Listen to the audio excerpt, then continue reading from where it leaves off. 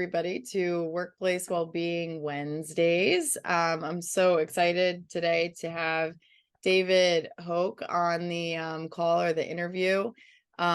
So just to give a quick reminder of what this show is about, I really try to bring together or interview people who I feel like really get well-being from really get it in their soul, really understand it and are not just kind of trained in it, but and are doing innovative things in the world of workplace well-being, and really see it as something that is a strategic priority for organizations, not just a program. And I feel like David is kind of the epitome of that, because he is the Chief Wellbeing Officer for Thrive Global, which is probably one of the most influential workplace well-being, I hate to say vendors, but services, in the world. But he also has such a unique background in his work and the way that well-being has been kind of a part of his entire, or the majority, but would you say entire? Probably your entire your career, right? So to do a more official introduction, I'll just read a bit of his bio here. So David has dedicated his career to measurably improving the well-being of workers across multiple settings. His experience includes almost a decade at Walmart, where he led Associate Health and Wellbeing and developed interventions for associates, family members, customers, and communities. I love that. After leaving Walmart, David has served as Chief Wellbeing Officer for Thrive and has advised companies such as Levi's, Accenture, P&G, and Cisco on their organizational well-being strategies. David has worked for some of Yum Brands, the University of Kentucky, and DuPont during his career. And David calls the Lexington area home and is focused on sharing evidence-based practices around behavior change and habit formation.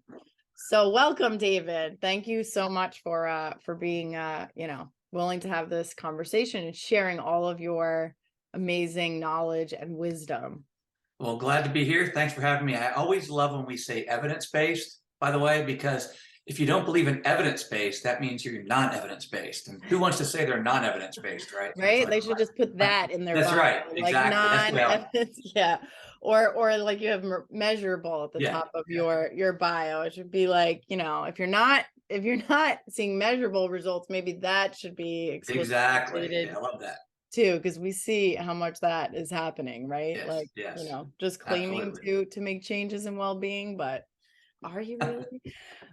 Okay, so I would love to, maybe if you could just start, because I know Thrive Global is one of the major players, but I think just to give some context to your role right now, if you could just speak a bit to what Thrive Global does, and maybe just what makes it different than, say, the thousands and thousands of other workplace well-being solutions in the marketplace. Well, the good news is there are thousands and thousands. So that means there's great attention and energy around the topic. So that's a plus. I've been at Thrive Global 2 years now. As you said, my entire career has been in workplace well-being, mainly on the employer side. So this is kind of a new side of the street for me.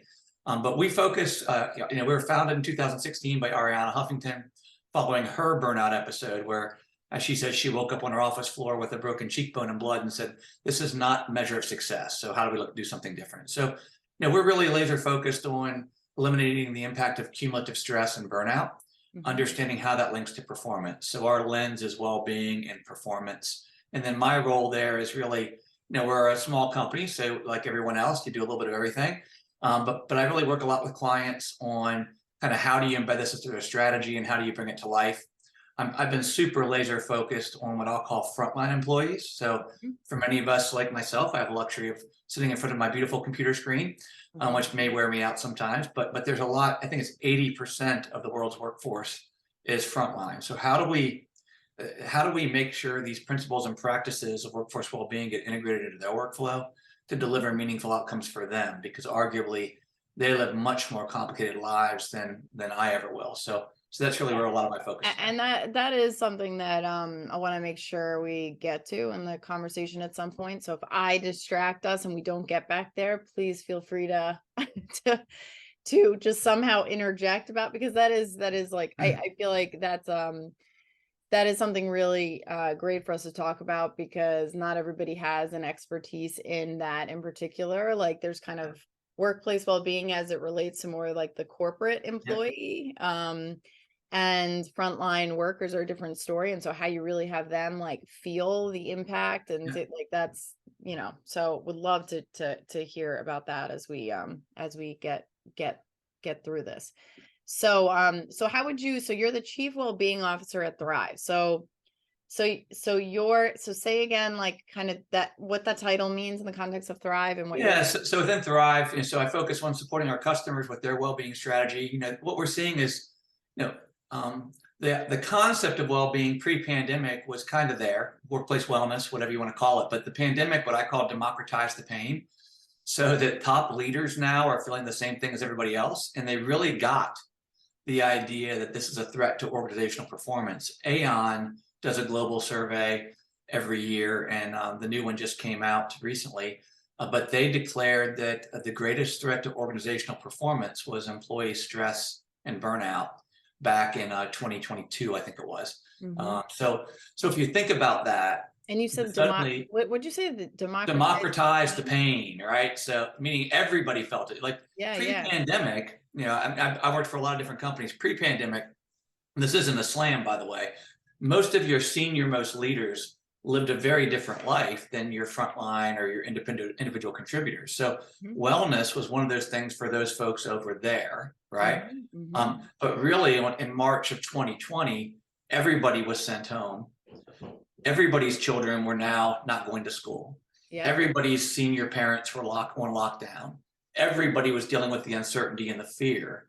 And so suddenly across the board, we were all dealing in a great unknown. And you see that in the data where CEOs and C-suite professionals are reportedly leaving companies or thinking about leaving in record numbers because the pressures and stress is just too much. So for the first time, we all went through that. Citing that was like a Deloitte report, right? Yeah, was that what exactly? Yeah, I found that fascinating, and I thought that like will that's a point too that I want to get to about like the fact that it's not only I feel like not only is it important that there's kind of been this leveling of the playing field, to your point, of everybody at every level feeling these things, but then of being honest about the fact that you're feeling it, right? That as we're seeing this at the higher levels, like have they actually shared that you're feeling that? But anyway, But that's the opportunity. I mean, so what I'm focused on then, and what we're focused on is saying if that's true, which we know it is that we have to change the narrative around what's workplace wellness and well-being then, from being a woo-woo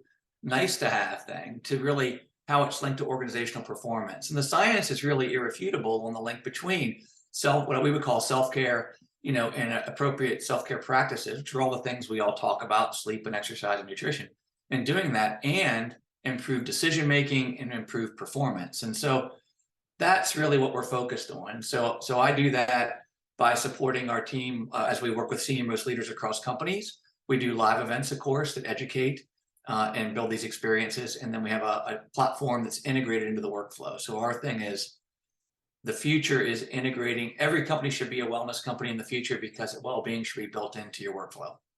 Right. And I think that was one of the things that I learned about Thrive is like what I liked is that you're really kind of hitting every level of the organization in terms of like making sure that you're not just dealing with the leaders, you're not just dealing with the employees, but you're really looking at it as a culture strategy, which is something that I, really fundamentally believe.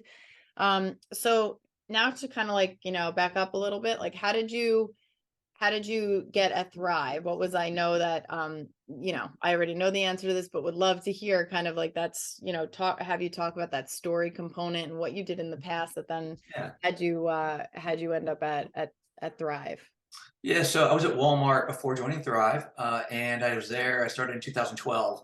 And the mission at Walmart was, how do you deliver a program that actually engages people authentically, given the footprint? So everybody thinks Walmart's the world's largest company, but you have to think about it differently. It's really 5,000 small businesses scattered across. So how do you do that? Because each operating unit's independent, each retail environment. So we built a program there called the Z as in zebra, P as in Peter, ZP Challenge, with a small group out of Seattle. And it was really focused on storytelling.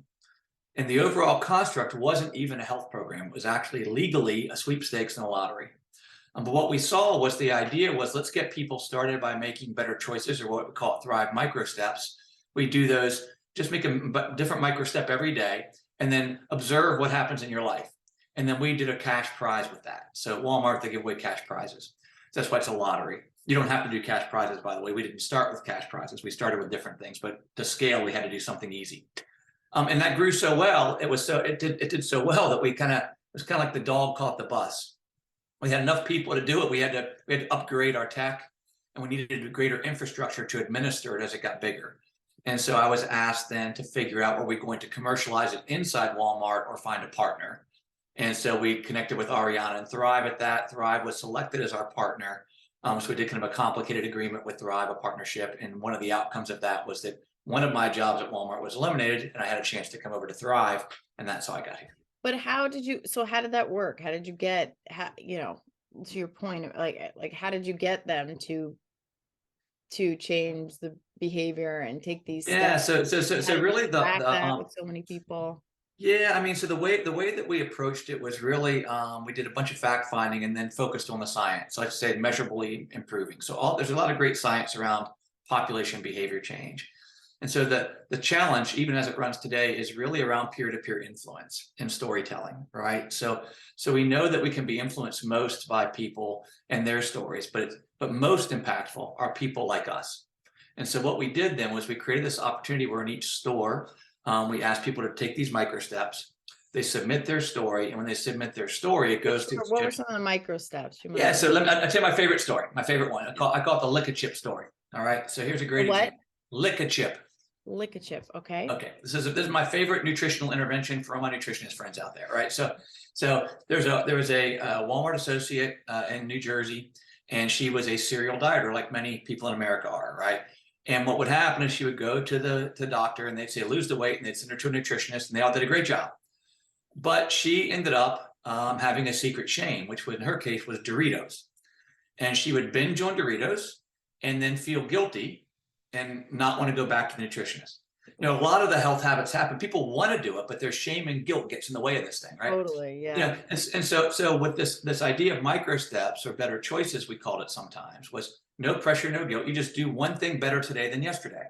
Mm-hmm. So in that example, she could open the bag of Doritos, and she said, well, today I'm going to eat the whole bag but one chip, right? And the next day I'm going to leave 2 chips, until one day she opened the bag and said, now what am I going to do to make my micro step for the day? Uh-huh. And she decided to lick the frosting off the chips. Okay, and then throw the chip away. So no one ever recommends the name. Now I get it. That's it. Lick a chip. And to this day, she still licks her chips. She's lost 150 pounds and maintained that for 4 years. She's off her diabetes meds and doing great. But the key there was we undid shame and guilt, right? It's for her, and she found an easy way to adopt that into her life. And then you share that story with someone. My secret shame is Oreos. I love my Oreos, so I can relate Doritos to Oreos. Mm-hmm. You may have one of yours. Most people go, oh, I can do something like that. So the idea is to share stories like that, because we can all learn from each other in our real lives. And that was the secret to it growing, was really, we saw when we recognized someone like that, mm-hmm. that then other people said, oh my gosh, that makes sense. Mm-hmm. And we actually saw these what I called cells, these heat maps, where people would grow and they would have great influence through their story for people around them, and it was adopted. So that's really the strategy we took. So and how did you the part that how did you find that out about her? Like, what was the, how did she tell us that? How did so the thing that I find interesting about that too is that I really do feel like, well-being initiatives need to, you almost need to account for every person's life. Every manager kind of needs to have an understanding of the lives of the people within their work group and stuff. And when you start to really understand what they're going through, Doritos or whatever it is, that's where you start to make the change. How did you, how did that story surface, and how did you guys kind of figure that out? And like, motivate her and then thousands of other people to Well, make those I would goals? argue it's about design, right? So this is this gets a little geeky, so you can cut me off if you want to, right? Yeah. But most times what we do is we take expert advice and we say do this. Mm-hmm. And as humans, if we stop being well-being professionals, we're just a person, right? What happens is when someone gives you a directive, you only have two things to do. You can say yes and follow it, or no, because it's binary, right? Now remember, we're emotional creatures, not rational. Mm-hmm. We have to know that. So we make all of our decisions emotionally. We just rationalize them. So in this instance, we treated people like adults and just said, hey, your life. I don't need to tell you to eat, I don't need to move you from 0 to vegan in 6 weeks, right? Start where you are and just start to make progress with these micro steps. Because our belief was, after interviewing lots of people, was that everybody was eager to get started, but that's where they got hung up. See, the expert advice just seemed too out of reach. These steps were too big. Like, the way to get big success is to start small, is what we say at Thrive, right? And so this was start small from where you are. So when we gave them permission, and then created this structure where there was a reason for her to tell her story because she had a chance to win a prize, then that's what did it. So that's why we had the prizes, was a way to actually get the stories to come in. And then we Gotcha. amplify Okay, that. that makes sense. That was like, yeah, that created the incentive to be more like vocal and share the story and everything. I love that. So we say people follow people, not information. But in that case, money made them turn their head. The prize made them turn their head, right? Yes. Well, it's all these ingredients, right? Like the incentive, the micro steps, and then the storytelling. So then how did you guys tell the stories? Did they go on video and kind of share? Yeah, we did video. We did actually a whole bunch of different ways, and it evolved over time. We used a lot of video, especially early on, and they had to be like 2 minutes, 1 minute, like really short video clips that were really heavily edited. The team did a fantastic job with that, really are targeting the heart, right? Some were a little longer, right? Like we did grand champs every year, and they might be a little bit longer, or it'd be a montage of 3 different people's stories put together. So video was big. We did print, of course, and then we did all kinds of things for social media. We did Facebook type design. We did Instagram. Wow. So you could take the photography and the quotes and put them together into kits. They're there. You can go on, if you go on Facebook or something now, you can actually still see that program's still running at Walmart. We call it the Thrive Challenge now. And you still see the winners out there today. They're still celebrated. Donna Morris, the CHRO at Walmart, posts LinkedIn some of the stories. So they're still very actively with that, still going on. Well, and on that note, to what we were saying before about this being at all levels, did you have stories from people that were from in, more senior positions within the organization sharing? Yeah, we didn't at Walmart when I started. So my focus was laser focused on the field, the store associate, just because they're so disproportionately big and hadn't been served before. And if I made a mistake, it was not going after the corporate audience sooner.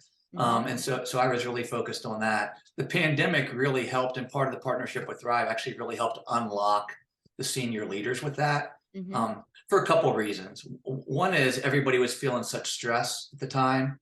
And as we talked about, we were able to deliver it slightly differently. For leaders, we really needed to overcome the skepticism that, wellness is just a woo-woo, nice to have. And so that we really did create a different way to connect with leaders and make sure they understood the link between the science of performance and wellness or well-being. Yeah, that's the difference between then and now, right? So now, I mean, you still have to do that. I assume, I know that I do. Absolutely. But now I feel like now leaders are probably more willing to share that story. So then you did kind of that story campaign, or you built that, and then that was a big thing that then you brought over to Thrive. Is that right? Yeah. Ariana and I bonded over storytelling, right? So the stories we have, I have a book over here somewhere. I used to publish a book at Walmart to hand out, an actual book that has like all the stories from that year, because I would leave it around. That's so cool. I love it. I would leave it around at different places. So actually it would be outside this. I leave it on the executive row on a coffee table there, right? Or just because when people are sitting down, they'd flip it up. So those stories, were really powerful. We just distribute them in lots of ways, but that's it. We use those data in a story as a way to show measurable outcomes, right? And we measured success in a variety of ways, but also the power of the impact on the human story. Right. Can you hold on 1 second, will you? If I just Oh, you're good. Hopefully we didn't screw it up yet. Okay, so you bonded over the Storytelling. and obviously Ariana has her own, her story. So I assume that's a big part of where it came from. And so now I assume now you do make it a point to make sure that those stories that you're getting those stories from more executive leaders. And how does that land for people? I mean, what's the impact of that when you are getting those stories from the higher levels? Yeah, the impact of those stories is really what we call cultural permission. So part of what's changed pre-pandemic, post-pandemic now is we have to really do what we call cultural activation, as a way to complement all of the daily behaviors that people we want to influence. And so we do that, the top leaders have to understand and model that behavior, not just walk the walk, not just talk the talk, but walk the walk. And so that's how we leverage those stories. We engage them authentically. We usually start with those top leaders to get their stories first so that everyone down the chain can see, hey, that's important to them when they're sharing their vulnerability. They're sharing what they struggle with and how they overcame it. So that's I love that. I mean, I feel like I can't over accentuate like how important that is, because I know with my own clients that I just hear all the time when I do employee interviews and stuff, that people just feeling like, I don't know. Sometimes I don't, I don't focus on the things that are important, or I really don't turn off, or I don't go to that, workout class and stuff, because like, I know that my manager is not, my manager's working at that time, or and that's all about the permission piece. Like, and when there's no permission, there's guilt. And when there's guilt, there's like, and that to me is one of the reasons why so many programs fail, because you can have all the perks and offerings for your employees. If they feel guilty about using them, or they feel like they're better off working and being more productive, or crossing something off their email, crossing off their to-do list, or answering an email, they're never going to they're going to say, oh, I don't have time to, to engage in that meditation app, because I'm like, there you go. My manager rolls their eyes, but I think too, the thing about permission that's makes it complicated is that there's the layers of permission. I think there's kind of like this, there's organizational permission, like feeling like your CEO and the executive team, like that they are kind of preaching this, and they are saying, we care about your well-being. This is important. We want you to prioritize it. And then making sure then that permission kind of cascades down to the managers, because then obviously that can be the permission bottleneck, so to speak. And then there's a permission that employees have to give themselves, because sometimes, I guess, tell me if you're seeing this, but then even if the permission exists within the organization, it's hard for employees to give themselves permission. So like, do you see that too? Just kind of like with those, and we could talk an hour just about that, by the way. But yes, so it's really, you used the word guilt. I use the word fear, right? I think that there's fear. We don't like to use that word, but people feel that if I'm not productive, then I'm at risk, right? Especially with an economy where people are worried about contraction, right? Yeah, totally. So we think it's a false choice, though. First of all, it's a false choice that we know that if you take care of yourself, the data is irrefutable. You perform better. You're more efficient. You make better decisions, et cetera. So this is about this is why we call it cultural transformation, right? And so, there are these different layers you have to get down to. The middle manager, or your local leader, I like to say, is the key to everyone's performance. So really helping them understand it's okay, and the benefits of that is important. But you do have to think about it as, when groups go through technology transformations, which many of us have been through, that's like a 2 to 3 year journey, right? You can't change the culture in a week, right? So this is the same thing. You have to be committed to changing that culture. And that's the difference between now and before. Before, your CEO would send out a note, hey, everybody, we're launching this new wellness program. I want you to do it, that somebody else would draft for he or she, right? And they would send it out. And that was cultural permission. It has to be different now. And we have to Yeah, educate people on that false choice. yeah, can you talk about that a little bit? What is it? What does that look like? Like, because I say the same thing, and I like it, so I have kind of, I guess, my own answer to that of kind of like what does it look like when a company and in like in the C-suite is, or I shouldn't say the C-suite because that's part of, I think, what shows that there's authentic commitment. But so like what does real commitment to well-being from a cultural, a strategic, long-term perspective look like versus one that doesn't? Can you kind of? It's a little bit different for every company, but I think that there are some common elements that I believe to be true. One is giving it time. Time is a form of currency for every industry because we're also focused on productivity and being busy. So giving it time and allowing time for people to take that is a big form of currency.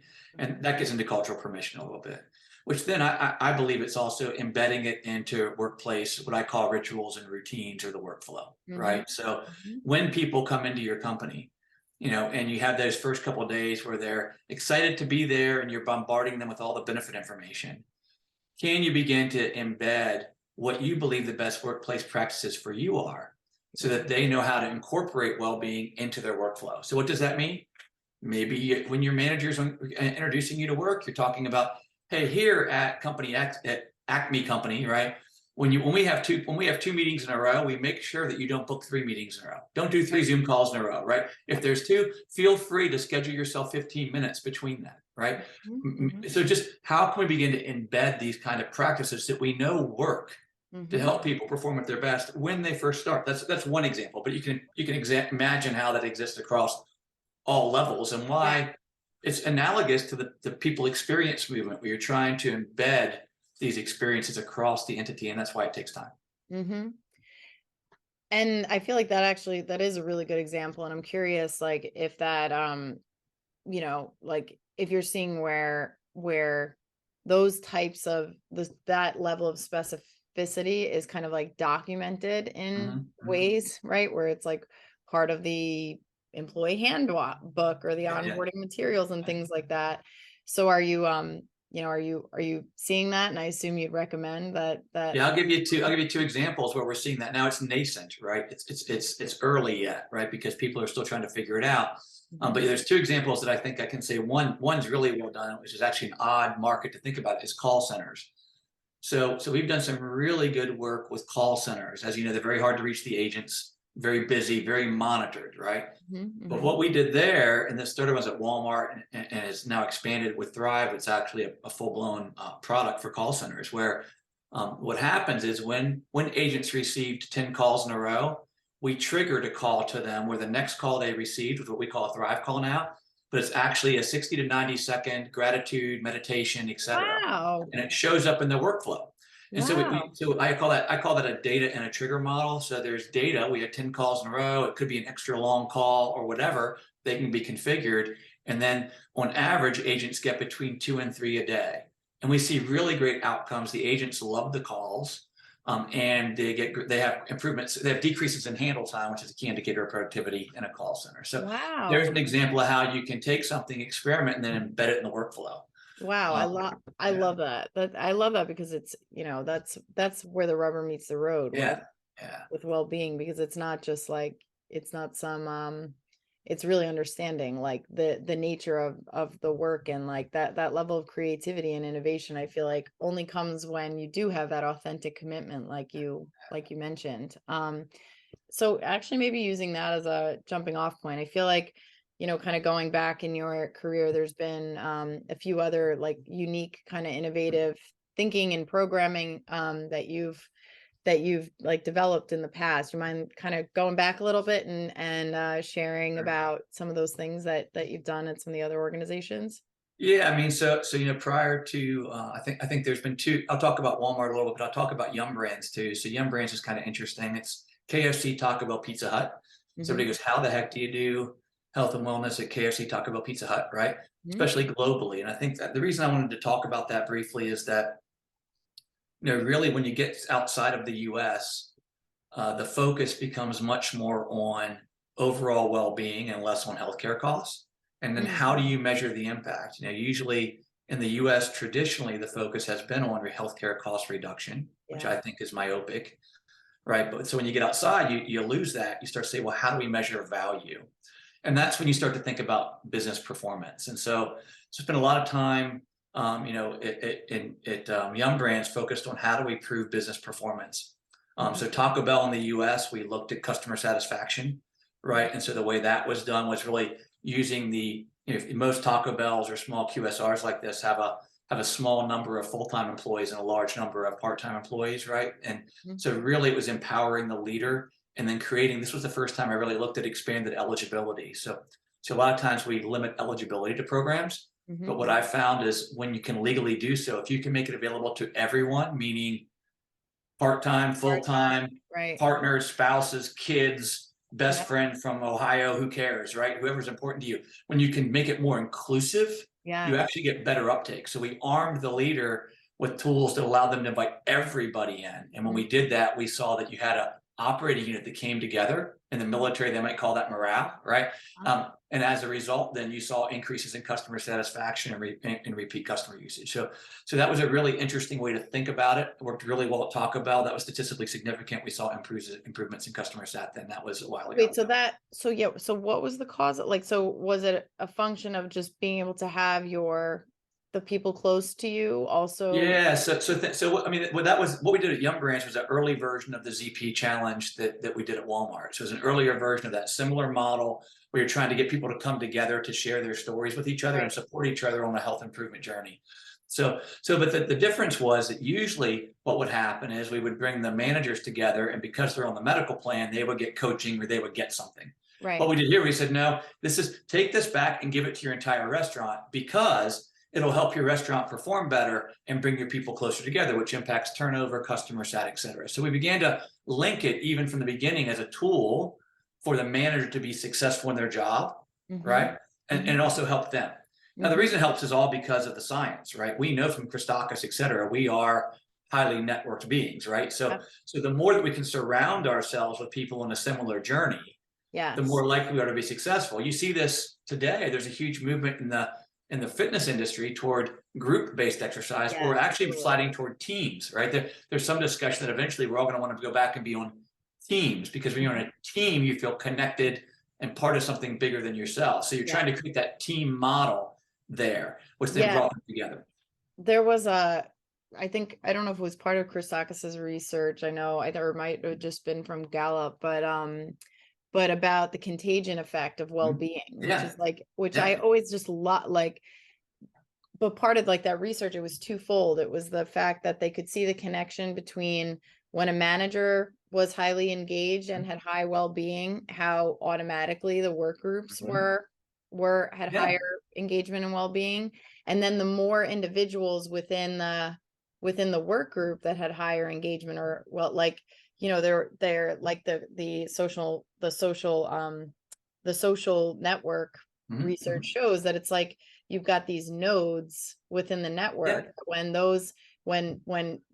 there's kind of more nodes, there's strengthens the network. And that is such a big part of all of this, because that's especially I think as you're talking about lower levels in the front line, and to make sure that there's a grassroots kind of growth effect that's happening. That's such a key part of it, especially within the larger organizations. Was there a challenge though with making these more inclusive making the programs more inclusive for the part-time workers? And I mean, so I want to go back to I want to answer that. But let me go back for a second. You said something important there. I think that what happens a lot of times in organizations with these programs historically is that we assign influence, those nodes you were talking about, to someone who's in a position, has positional authority, right? Yes. If you do it right, though, what happens is you get leaders emerge who you might not have known earlier, right? Yes. And that also helps you depoliticize. One of the problems sometimes with ambassador programs is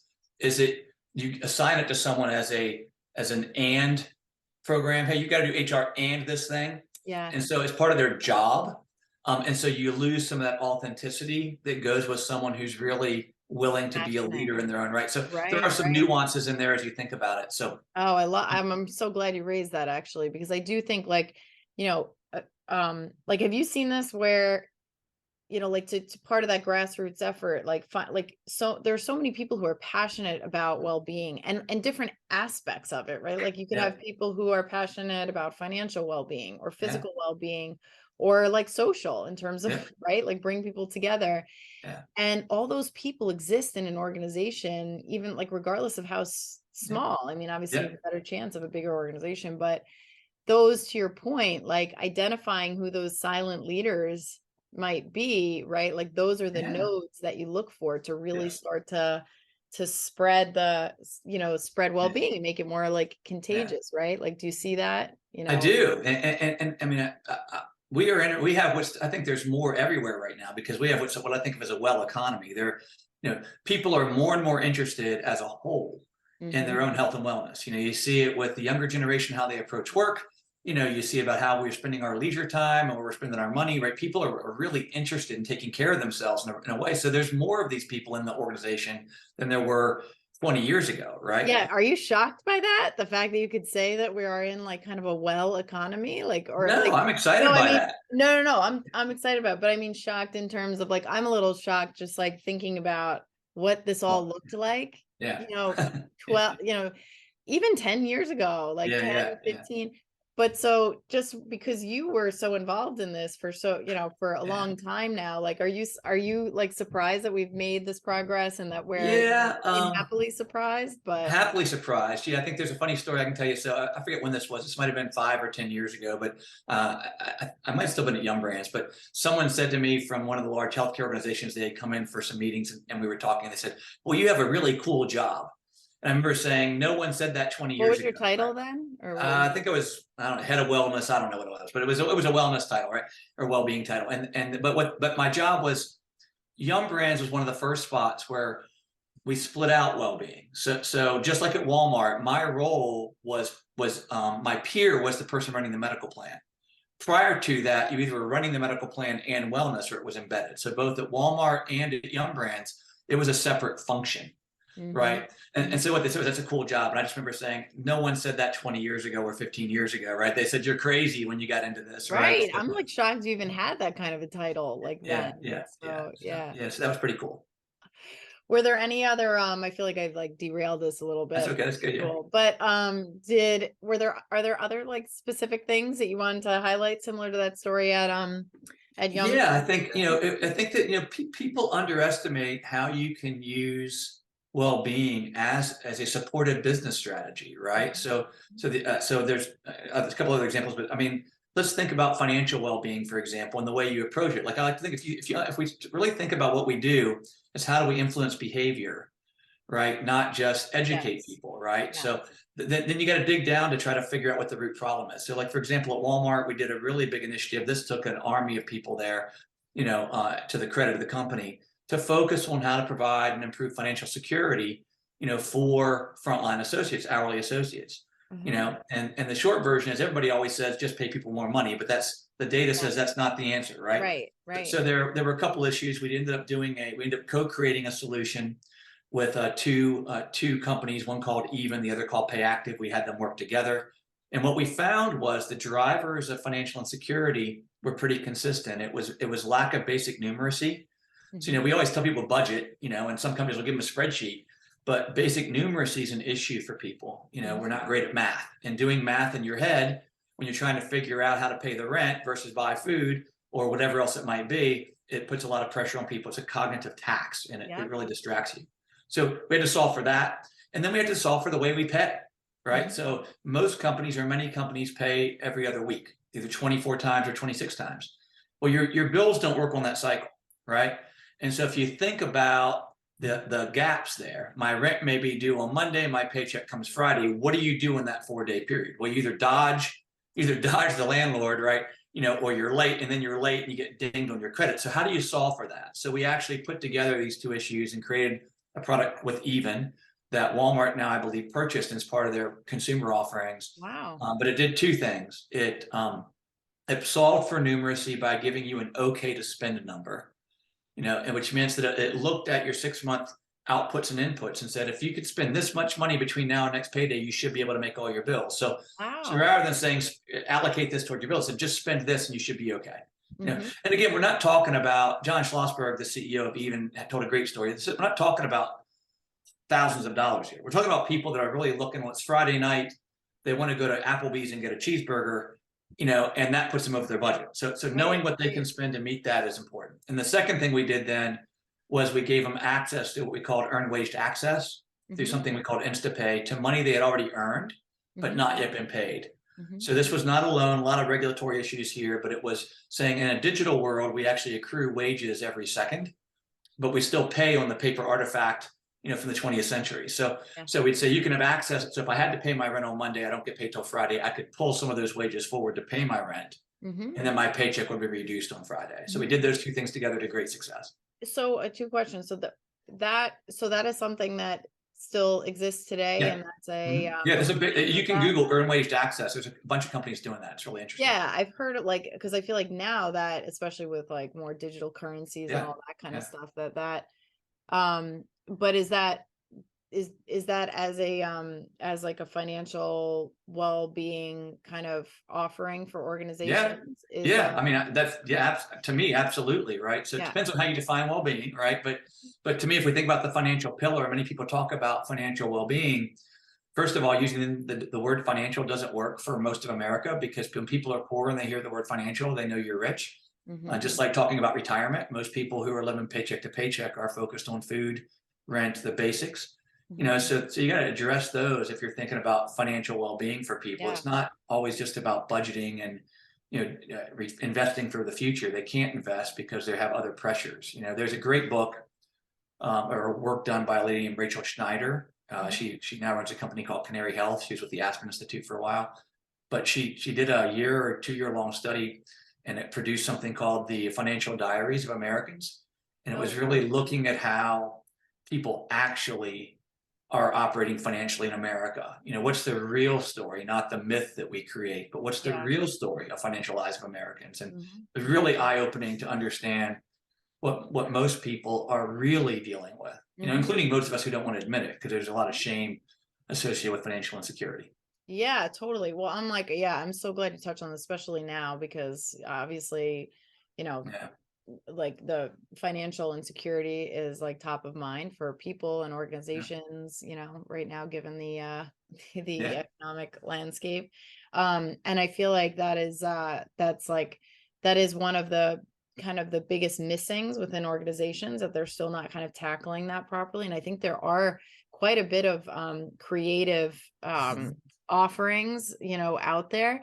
But I wanted to just like point out, like, so I was like, you know, so again, to me, what's intriguing though about what you developed. So first of all, my question is like, did you kind of orchestrate that? Like, were you the one who recognized this with with those pieces of the financial picture that were like challenging for people, that wasn't, because to your point, you really looked at like, where's the rubber meet the road with this stuff? Like, not just talking about their 401k and but like, it comes down to, when are they getting paid, and the specificity of like, what is that number, so that I can actually change my decision making in the moment, so I don't go over like, that takes a lot to think through that, and to understand. It took like 1.5 to 2 years. I wish I could say we were that smart. So really what happened was that our SVP of Total Rewards there, or benefits at the time, Sally Wellborn, asked me to look at when he had to address financial well-being. Karen Light, who still runs financial benefits and overall administration benefits at Walmart,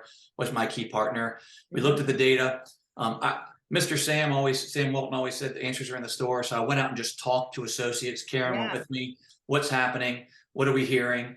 And then we said, how are we going to solve this? And we began to, so we kind of began to identify what the problem was based on what we heard. We didn't like the answers that were in the market. We happened to come upon this small article regarding company, John Schlossberg and the CEO, Quentin Farmer, and I forget the last guy's name. They were 3 people at the time.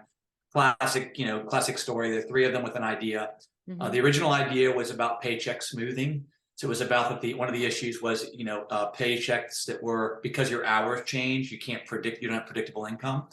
So we tested that. It was very complicated for people to get. Wow. But we got good traction with some of that, and that's where all the numeracy issues came out. So it was an evolution and a learning, but it probably took about a year and a half, maybe 2 years. And then what lit the fire was the COO of Walmart US, Judith McKenna at the time, was really passionate about how do we try to solve some issues for people to help them when they first start with the company. And so then that caused a partnership between what we were doing in the total reward space and the well-being space with ops and with our financial services group at Walmart. So then everybody kept coming together to solve the problem, and that resulted in. Wow. But see, like, I'm fascinated. I like the fact that it took so long, because I mean, it shows that there was like, it wasn't just a matter of like, again, just some kind of like quick, like blanket solution or whatever. It was like, how do we really, because to me, that's real workplace well-being. When you're like you said, that's a combination of analyzing the data, talking to people, really doing, real interviews and understanding the stories behind the data. And then, coming up with a creative, innovative solution that really addresses the real well-being issue, right? Like that's so fascinating that you went through that whole process to figure that out. Yeah, a funny story, just a quick, there's a funny story. We actually worked with a company called MadPal for a while, who behavioral design firm, and they did some interviewing for us as well. But what's interesting is we actually we had a name that was we couldn't quite get it over the hump, but we wanted to call something gravy. Right. So because people don't think about money, they think, hey, that's just gravy on top. Right. So we for a while we were playing with the name Gravy as how we were going to talk about our financial well-being solution there. Gravy. Well, what did you end up doing? Well, Even became the name that we used because Even had the best. Yeah. They had incredible UX. I like that term though, the paycheck smoothing. Like that was very interesting. Very complicated for people to get though. Right. It was pretty complicated. So, but it was good. Really cool idea. So I wasn't planning to ask you this, but so to me, one of the most, so on that kind of note of like we don't talk about finances within, well, in society events, but especially in organizations, because they feel like there's only so much they can do.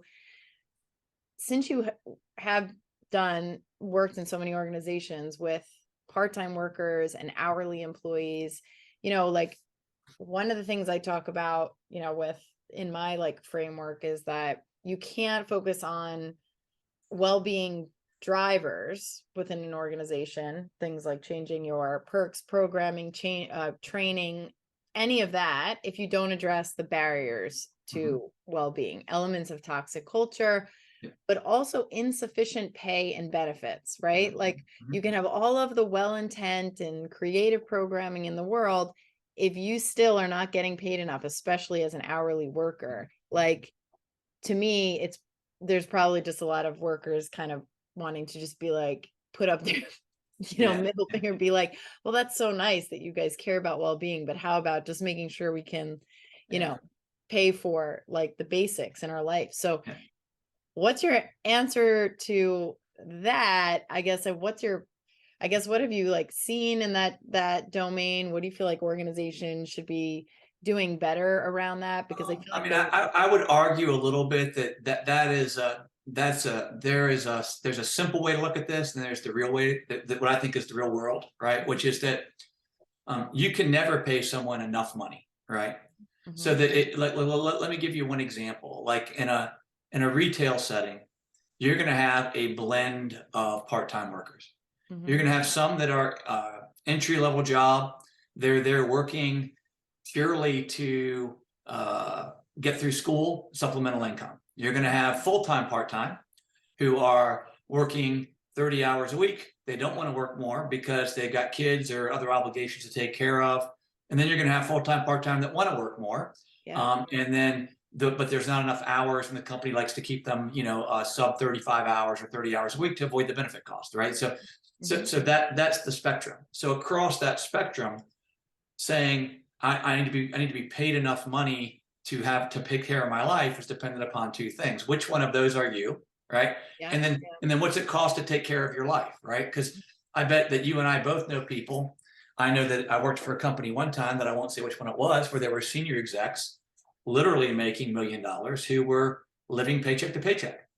And there was the person working in a hourly position who had a retirement home in Florida. So I'm not saying that there aren't real financial challenges. I'm just saying it's really easy to make a blanket statement, but Yeah. it's always more complicated than that. Well, You to know, your so point, it always has to be like that. That is where this whole conversation of financial well-being is so important, because it yeah, always has to be a combination of the amount along with the education and yeah, the systems yeah, around yeah, it yeah. that enable Now, people. Yeah, I guess now, more of my, like, point, kind of where I was going is like, we do know that there is a point where it's kind of like, yeah, not enough money. Yeah. where it really is like, Yeah, yeah, yeah. really like, Let me tell you what I think the problem though is. I because don't. also, let me just say one more Yeah, thing yeah, about it, because I think I've especially thought about this a lot as a mom and a yeah, woman, because I have a 1.5-year-old and a 4.5-year-old, and the idea to me, so like we spend the majority of our costs are our nanny and school, like, so we yeah, pay for, we're paying for both, and it's way too much, and people are like, well, you don't need a nanny, they can go to like, but like, I want my 1.5-year-old around me during the day, like, I want to see, I don't want, like, so that's a cost that I feel like is worth it. He's only going to be a sir. And yeah. I've thought about that, because I'm like, if I was working an hourly job and then had to pay for daycare, Can't do it. like, it's literally You can't do impossible. Like, it. You can't do so, it. and I've Yeah, heard I've heard that that increases homelessness and stuff, because yeah, people yeah. can't. Well, So you anyway, have me below on this topic. No, I love yeah, this topic, and but I think that there's two issues. There's one, the amount you're paid, but there's also consistency of hours you work. right. That And is I yeah, believe it's the good point. scheduling system that's the biggest Yes. barrier. Because you look at the average start rates in most places, it's $15 to $20 an hour now. Yeah. People aren't getting paid $7 an hour anymore, right? The federal minimum wage hasn't been raised, which we could have a whole conversation about that. But companies are paying 15, 17, $20 an hour, which isn't bad, right? I forget what the living wage is if you were working that, but it's somewhere in that ballpark, if I'm not mistaken. It might be slightly more, depending where you live in America. But it's hours, right? Because if you don't have predictable hours, Yes. then you're screwed. And, Yeah. and because you're screwed on lots of reasons. You can't predict childcare. Maybe I'm working evenings this week and days next. How do I even do childcare? Right? You can't predict transportation. What if I don't have a car and I'm taking a bus? How do I get the bus ride? Maybe the bus shuts off at 10 o'clock. I get off at midnight. There are So schedules to me is actually the biggest issue that has not really been addressed. That Yeah. is a barrier toward creating repeatable habits for people so that they can have routines, so they can take advantage of education benefits and Yeah, childcare. I'm so glad you brought that up, because that is so true. Did you read the book Dying for a Paycheck? Yes, love Yeah. and hate that book. It's so sad, but so true. Oh my God, it's such a, yeah. And Great book. that I know that was it Pfeffer, right? I think Yeah, it's his Pfeffer. name. Yeah, yeah, yeah. And he talks about that, the predict how much that impacts people's well-being. But again, like, I mean, that's such a good point, because like, that's why I just really love the way you think, because I think that, like, that's again, like, that's what's impacting the behavior. But I think, to maybe sum up this Mhm.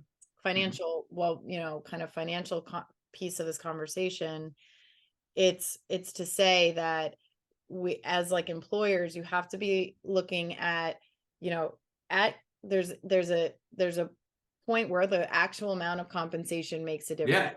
Yeah, yeah, Then there is the not just education and kind of blanket education, but like, really understanding the kind of the specificity of the situation, like, that you're dealing with, and like, and the elements of the technology yeah, that can really help with someone's yeah, finances. That if you have a platform that isn't just a standard budgeting platform, but to your point, yeah, like, you came up with something that helps address that issue of when people are paid, and helping them know what, how much, like, that is financial well-being, right? And offering a yeah, creative, like, yeah. solution in Yeah, that. I actually argue that healthcare is financial well-being. Like health insurance is not about physical health. It's actually Yes. about financial security, because Yes. the outcome is really to make sure when you're sick, it covers the bills. It's not, healthcare doesn't by itself produce health. It may try to get you back to baseline after you've been hurt, but it doesn't actually produce Oh health in my many God, it's so true. And then the other aspect, to build on that, is that financial well-being is also more synonymous with financial peace of mind, not Yes, having your money on your mind, not being that's stressed about. that's And that's exactly where right. health insurance comes in That's right. too. So yeah, so we could there's a few different like Yeah. spin-off conversations we could have from this. So let me just kind of let me go back to another just kind of piece before we wrap up that I just want to make sure that we touch on. So I guess kind of now going back like big picture, in your, and to kind of sum this up, like, so when you think about a well-being strategy and the components that are really key, like say you're an organization that you buy into this stuff, you believe it, it's important, that it's here to stay, that it drives, all the performance metrics of your organization, and you're thinking more long-term about this. What are some of the key building blocks of a strong well-being strategy? There's the obvious, and then there's the future. The obvious are things like you've touched on some of that. You gotta have some baseline benefits and stuff in place. We've talked about leader cultural permission. We've talked about that, right? But I think the future and where you really want to get after it is understanding how to build this into the workflow. So my one of my imagined states of the future, right, would be that there are two things that happen at one time. Number one, that for those of us who work in front of computers, that we actually have a way to understand the priorities of what we're working on with our leaders, and the scheduling system accounts for that.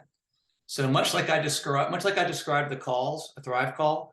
What if when you went to schedule, someone went to schedule with you, and it was the third meeting in a row, and so that you already knew, because this was a priority 1, versus a priority 2 or 3, that you could get an auto scheduler in there and say, no, I can't do 3 in a row, but I'm going to move your priority 3 back to this time and give you a break. So we're only doing 2 meetings in a row.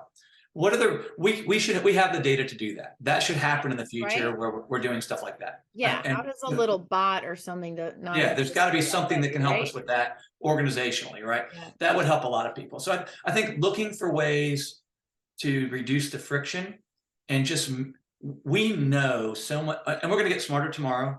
Stuff we're doing today is probably going to look like doing surgery with a butter knife at some point, right? But we're learning every day. So how do we, since we know what it takes to help people feel their best and be at their best, how do we automate that and all this technology that we've drowned ourselves in? That to me is how we get to the future. And the same thing with whether it's a call center or whether it's an hourly population. Everybody has workplace rituals, routines, and patterns that we can look at and see, is that pattern something that optimizes performance and helps the person be their best or not? So I think it's that combined with the cultural permission and having access to other things outside of work makes it really powerful. So has there, on the cultural permission piece, has there been any particular like leaders or any execs you've worked with that have been particularly I don't know, either inspiring or like that their story was especially impactful? Like, I'd be curious of like, what are some of the stories that I'm trying to think. I think more about how they're focused on supporting their folks. Again, I've been focused on the front line more, so it's the democratization of that. So Janice Beauchamp at Pfizer has done a great job. She's a tremendous partner advocating for the well-being of their folks, and her leadership's been fantastic. The CEO and CHRO of Pfizer have both been very public about what we're doing. They've been really, and they get it in terms of the need for this as part of performance. Yeah. So that's one that comes to mind.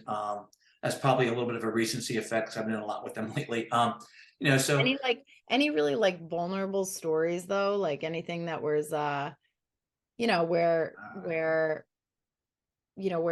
you've heard like, I won't mention a name, but I'll tell you, there was a CHRO of a really large company we do work with, who during the pandemic especially found themselves at home with children and an aging parent, and trying to navigate that all the pressures that came with HR at that time. And they had said they felt like they had no time to take care of themselves, even though understanding. So what happened there was we within the company, someone talked to them about, well, what happens if you can't take care of yourself? Who takes care of your children, your parents, and your people then? And so we really then applied a lot of the work that we talk about and identified, starting with just 5 minutes, and just suggested, just instead of doing a Zoom call, do a walking call one time. Yeah. And they've now adopted that as a habit, and for 2 to 3 years now have not missed a day, or they built that into their routine as a way to take advantage. So sharing that story, that they felt like, I can't. It's really a mindset shift. It's not that I can't, it's I have to, so how will I? That was the mindset shift. And that was a really powerful story for that company and for other leaders like that, saying, okay, that's relatable to me. Yeah. Yeah. That's a really good example, because I mean, that's raw and real. And I can't imagine that, because I feel like as we know from the HR position is one of the most burnt out, kind of positions for obvious reasons. And then to be in that position, have kids, like, where you're literally caring about everybody, right? That person's caring about a parent, the kids, and then everybody within the organization. That is extremely taxing. So, but yeah, the hearing that story, I'm sure, makes a huge difference. So, well, just, I guess, is there to end this on, just maybe one more thought. What are you, like, I guess, most excited about as we kind of move into, I don't know, it's kind of almost like this next phase, I think, of workplace well-being, because we're past the point of just needing to do it because COVID was happening. So I guess are you excited about this next phase? How do you feel? How do you feel it's gonna go from here? And especially as we see kind of the fear of a recession, or maybe it's already happening. I mean, economic ebbs and tides will always happen. They've happened before, so we'll see. I mean, I'm excited for a couple of reasons. I think I'm very optimistic. I'm optimistic by nature, so hopefully not irrationally optimistic, but I'm optimistic, right? I'm optimistic because we have a well economy. The folks coming up don't want to die for a paycheck, right? So they're demanding change, and companies will have to respond if they're going to win the war for talent, and continue to do that. So I think that's a tailwind that we can have at our back, right? We know more than we did before, so that's a tailwind. People are being much more intentional about what they're trying to solve for versus just kind of grabbing something. Yeah, I think that those are the things that positive. I think the biggest question we have to solve for inside the workplace right now is, I see a bit of a structural issue where well-being now is a wall-to-wall organizational issue. But historically, it's been in benefits as tied to the health plan. right. So if you're not on the health plan, you don't have access to it. So how are we going to, where in the company is both the funding and the leadership coming from to make sure you guide it wall to wall, more like an EAP? So I think that's the challenge that we'll have to reconcile. And when that gets solved, whether that's through technology, or restructures or some new roles, I think that's an area that I'm interested to watch how that evolves. Yes, totally. All right. Well, thank you so much. This was such a great conversation. I feel like I could definitely talk to you for hours about all these different thanks for having me. It was fun.